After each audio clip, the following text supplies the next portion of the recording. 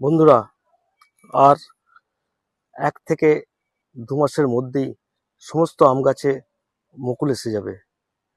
যাতে সেই মুকুলগুলো নষ্ট না হয়ে যায়, যাতে সেই মুকুল থেকে বড় বড় ভালো ভালো সাইজের আম আপনারা পেতে পারেন, তার জন্য আপনাদেরকে এখন থেকে পরিচর্যা কিছু নিতে হবে।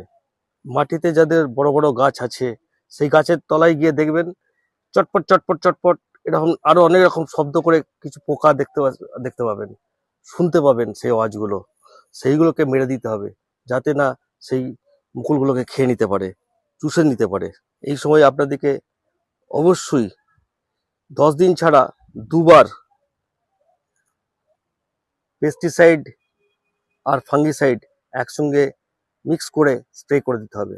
আমি দিই প্রফেক্ট সুপার 1 লিটার জলে 1 ml, আর তার সঙ্গে মেশাই কার্বনডিজিম ম্যাঙ্কোজেব সাপ সাপ ফাঙ্গিসাইড 1 লিটার জলে 2 গ্রাম।